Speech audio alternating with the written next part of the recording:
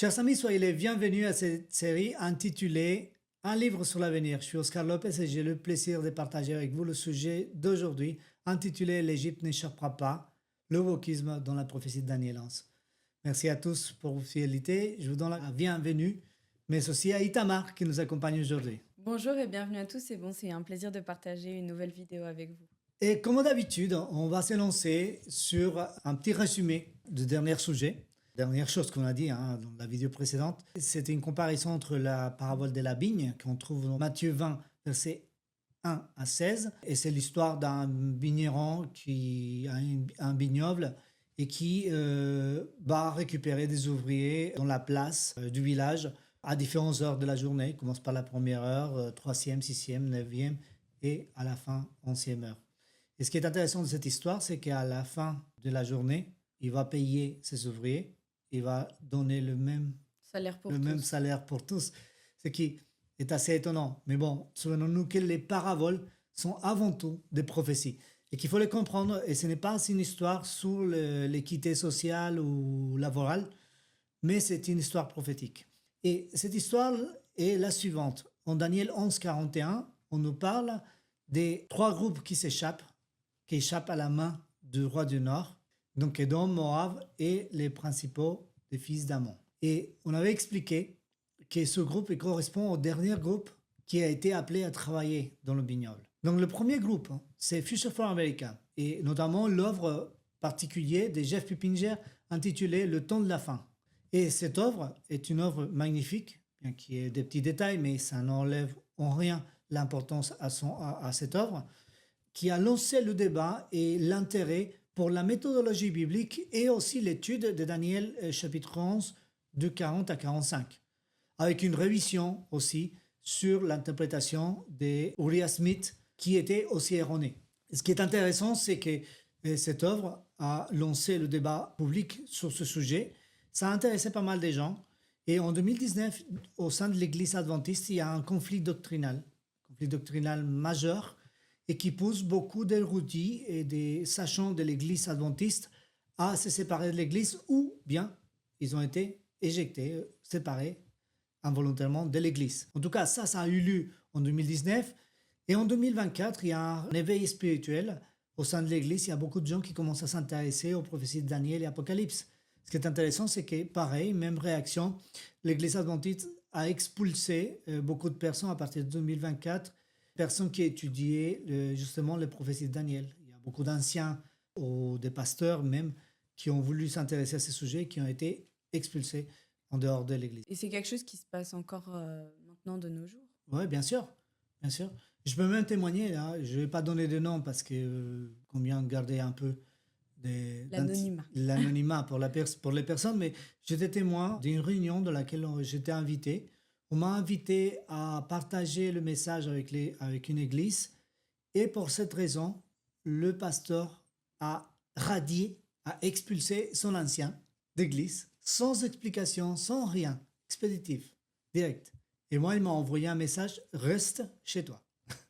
Donc, c'est juste pour donner un peu le temps. Donc, c'est encore l'ambiance au sein de l'église adventiste. Mais l'église adventiste, dans cette prophétie, c'est une église qui dit être riche, mais en réalité, elle est pauvre. C'est une église qui dit être dans la sagesse et connaître et voir tout, mais elle est aveugle. C'est une église qui croit avoir une justice, mais en réalité, elle n'a pas la justice de Christ. Et le Christ, en réalité, il est dehors. Donc, ça, c'est la réalité de l'église de l'Odyssée. Mais ce qui nous dit cette ligne prophétique, c'est qu'à la 9e heure va se développer l'église triomphante. On est à la 9e heure actuellement. Et Veritas 4a s'inscrit justement dans le mouvement de l'église triomphante. On ne dit pas être sauvé, on ne dit pas être mieux que les autres. C'est que Dieu nous a appelés, malgré nous. Et Dieu est en train d'appeler beaucoup de gens, un peu partout. L'église triomphante, ce n'est pas quelque chose d'institutionnel. L'église triomphante, c'est une église qui est dirigée directement par l'Esprit de Dieu, qui n'a pas besoin d'un comité de direction, qui n'a pas besoin de réglementation, qui est dirigée par l'Esprit de Dieu et qui, théologiquement, est protégée par l'Esprit de Dieu. Et donc, qui va être formée par des groupes ici et là, qui vont découvrir la vérité, qui vont être guidés vers la vérité et attirés vers la vérité pour se préparer et pour préparer le chemin pour ceux qui vont arriver à la 11e heure. Et qui sont qui vont arriver à l'ancienne heure? C'est les mêmes décrits dans Daniel 11, 41 et dans Moab et Ammon. Et donc, pour nous, c'est un plaisir de pouvoir contribuer dans ce travail. Notre humble contribution est un plaisir pour nous, c'est un honneur de pouvoir vous aider. Et si vous êtes en train d'écouter cette vidéo, c'est certainement parce que l'Esprit de Dieu est en train de vous parler dans vos cœurs et qui est en train de vous dire, préparez-vous. Parce que l'heure est grave, il est le moment de se préparer pour la deuxième venue de Christ. On est à quelques événements de la deuxième venue de Christ. On parle de l'image de la bête, on parle de beaucoup de choses. Il y a des éléments, il y a des événements récents qui nous montrent que toutes ces choses-là sont en train de se mettre en place de plus en plus vite. Je ne suis pas en mesure de vous dire quand ça va arriver, avec des dates précises. Si quelqu'un vous dit ça, il est en train de vous mentir. La Bible elle ne révèle pas ces informations-là. Mais ce que nous savons, c'est les signes de temps. Et nous savons que ce temps-là, il arrive bientôt. Et c'est pour très vite. Donc, préparez-vous. Allez, on va se lancer dans le sujet d'aujourd'hui et on va parler de Daniel 11, 42. Mais je vais demander à Itamar de nous lire les 2 versets pour entrer dans le contexte. Et il viendra dans le pays de beauté, et plusieurs pays tomberont, mais ceux-ci échapperont de sa main, Édom et Moab et les principaux des fils d'Ammon. Et il étendra sa main sur le pays, et le pays d'Égypte n'échappera pas. Très intéressant. Bon, on a lu le verset 41, mais c'est surtout le 42 qui nous intéresse. Et l'Égypte qui est là. C'est assez curieux comment il a interprété Jeff Pippinger, Égypte, dans ce passage. Comme étant le monde. Exact. Mais c'est assez particulier parce qu'en fait, dans toute la prophétie, on parle du roi du Nord et du roi du Sud et on fait référence à l'Égypte comme le roi du Sud. Et là, dans le verset 42, soudainement, il dévie. Et il dit, ça, c'est le monde. Pourquoi il a fait ça? Je ne sais pas. Mais ce que je peux vous dire, c'est que d'un point de vue méthodologique, Ce n'est pas correct. il est dans l'erreur et ça n'enlève en rien de l'importance à cet ouvrage qui est exceptionnel. Et donc, je vous conseille de le lire. Mais lisez-le avec un sens critique. Vous n'êtes pas obligé de croire même ce que je dis. Vous n'êtes pas obligé de croire. Mais vérifiez par vous-même. Parce que c'est comme ça que les choses fonctionnent. En tout cas, ce que nous avons compris dans notre enquête, c'est que l'Égypte, de ce passage, ne peut pas être le monde. Mais c'est le roi du Sud qui n'a pas fini. Il a été vaincu avec la chute de l'Union soviétique. Et il est où? Il est placé où? Où est-ce qu'on le trouve aujourd'hui? Et en fait, notre enquête a fini par comprendre. Il y a un mouvement central, comme une pieuvre, qui va attirer les uns et les autres derrière lui. Et ce mouvement, c'est le wokisme. Donc, Itamar va nous lire un petit extrait d'un document que j'ai travaillé pour vous, qui parle de wokisme et que vous allez trouver en description de cette vidéo. Et je vous conseille de le télécharger et le lire attentivement. C'est un document un peu long, mais l'enquête elle est complète et documentée. Donc, vous pouvez aisément vérifier les sources et voir si je vous ai raconté des salades ou pas. Mais je vous invite vraiment à l'étudier. Donc, Itamar va nous lire ce passage. Nous vivons au point culminant d'une confrontation prophétique décrite dans Daniel 11, 41 à 45. Ce passage ne se contente pas de raconter les événements géopolitiques, mais révèle aussi l'issue spirituelle entre 2 puissances antagonistes. Le roi du Nord, autoritarisme religieux, et le roi du Sud, laïcisme radical. À notre époque, l'Égypte prophétique, figure du roi du Sud, se manifeste comme un amalgame idéologique qui inclut le wokisme, l'extrême gauche, le féminisme radical, la défense LGBT et l'islamisme politique. Bien que ces causes semblent incompatibles, le wokisme les unit sous une logique commune, l'exaltation du soi, la victimisation comme vertu et le rejet de toute vérité objective. Ce chapitre explique comment Daniel 11, 40 à 45 décrit l'effondrement final de ce système et comment le peuple de Dieu doit discerner son rôle au milieu de ce conflit. C'est très intéressant. Une fois de plus, je vous conseille de le lire. Mais avant de comprendre pourquoi nous avons arrivé à la conclusion que ce passage parle de wokisme, j'aimerais vous expliquer la généalogie idéologique du wokisme. Donc l'évolution prophétique du roi du Sud. Le premier roi du Sud, c'est l'Égypte, Pharaon.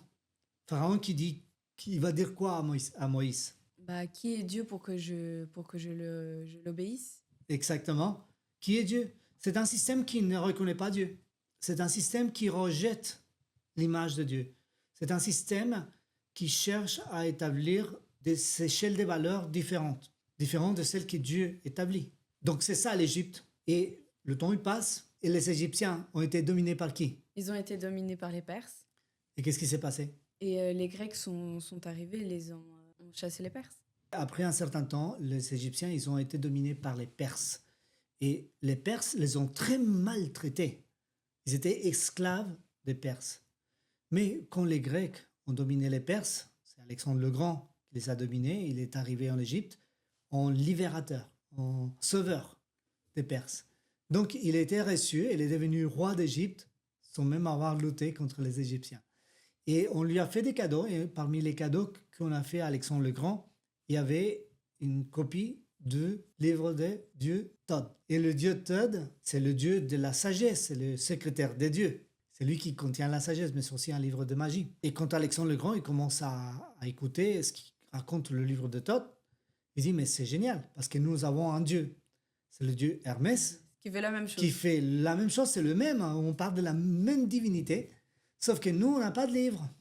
Bah, c'est simple, vous me traduisez ce livre au grec, et il va devenir le Corpus Hermeticum, c'est-à-dire l'incarnation de Hermès. C'est l'image physique d'Hermès, c'est un livre.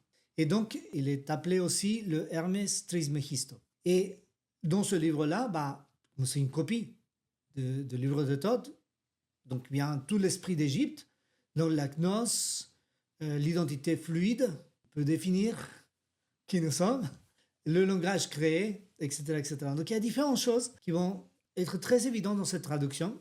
C'est une traduction complète. Hein. Et Corpus Hermeticum va devenir progressivement la base même de la philosophie grecque. C'est très intéressant.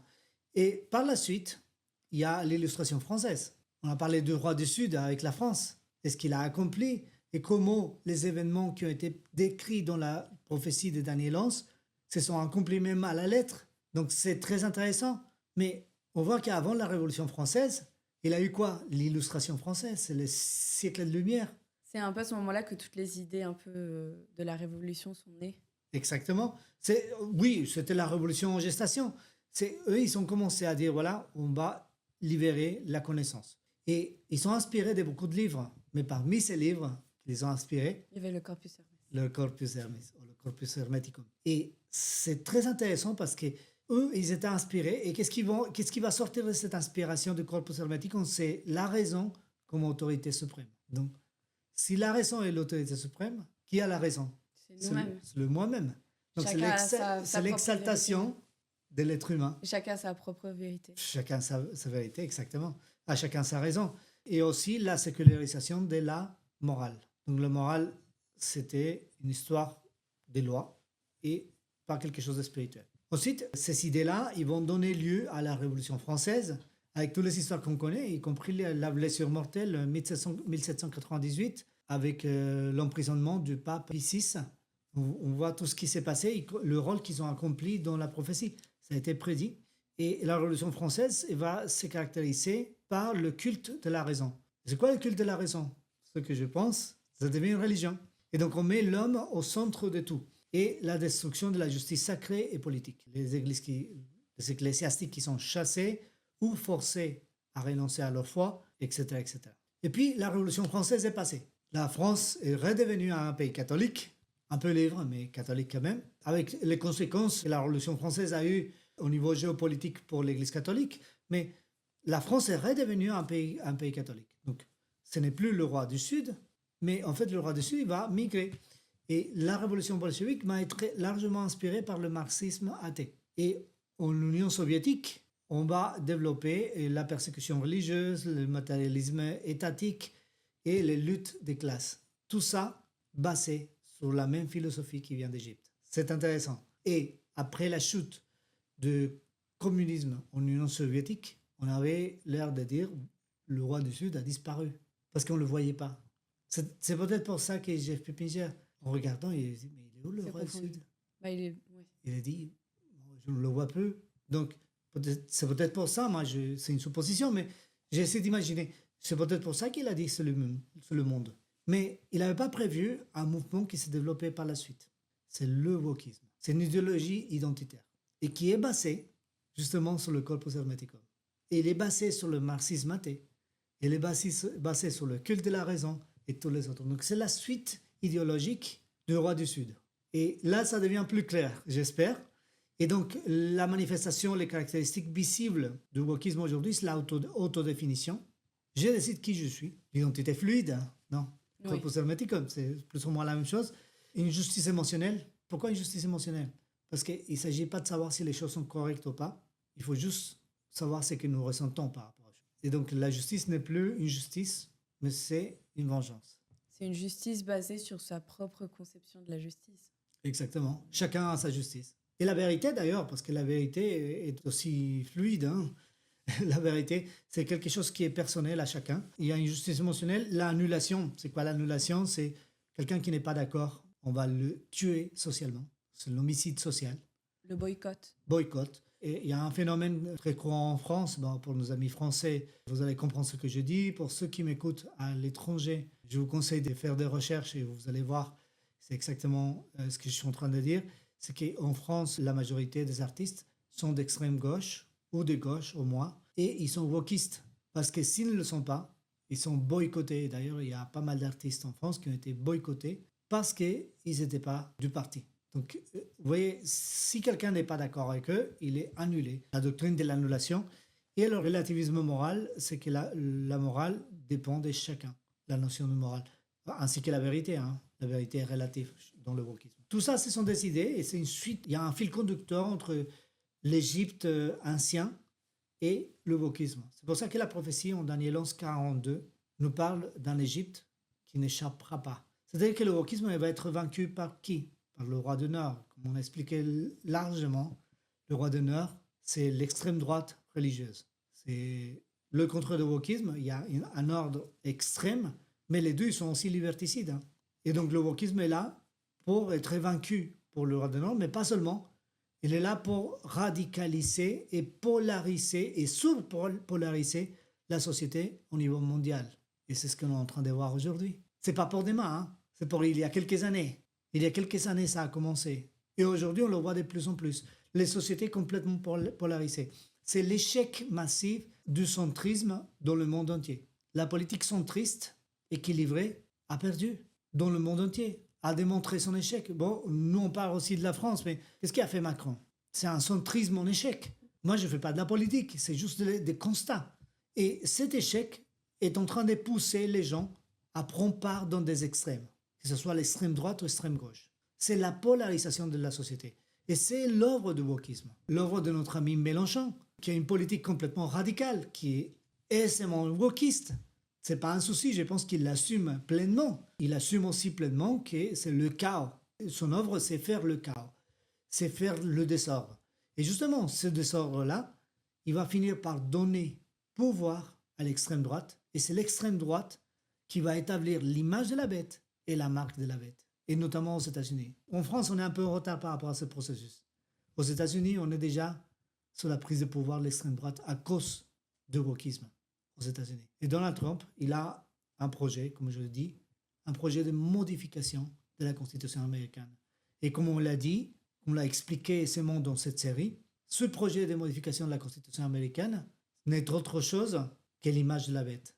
Et quand l'image de la bête sera établie, on aura très vite la marque de la bête. Et les événements qui ont été prédits dans la prophétie vont s'accomplir. C'est-à-dire qu'il manque très peu de temps pour le retour de Jésus. Quand est-ce que ça va se produire? Je ne suis pas en mesure de vous le dire.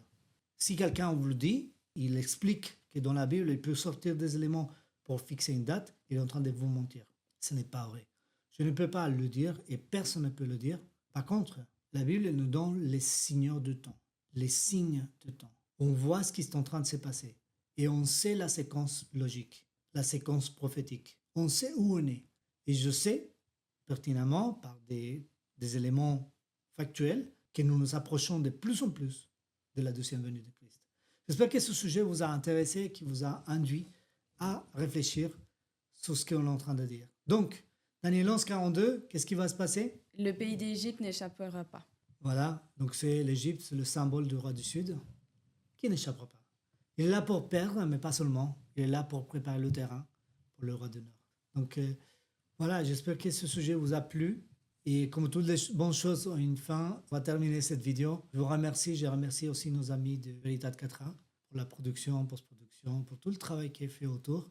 Aussi Itamar qui nous a accompagnés aujourd'hui. C'est un plaisir et bon, on vous attend pour la prochaine vidéo. N'hésitez pas à donner un like si la vidéo vous a plu, à la partager et aussi à vous abonner à la chaîne. Ça nous aide aussi beaucoup pour produire plus de contenu. Et puis j'en profite de l'occasion aussi pour vous souhaiter une très belle et heureuse année 2026. Là, c'est la première vidéo de cette année 2026. En tout cas, c'est un plaisir de vous accompagner et je vous souhaite le meilleur pour vous. Surtout, continuez à être curieux. Restez curieux. Et je vous dis à la prochaine quand on va terminer cette série. Et on prépare une nouvelle série. Vous allez voir. J'espère en tout cas qu'elle va être intéressante pour vous. Que Dieu bénisse votre curiosité. À la prochaine. Bye bye.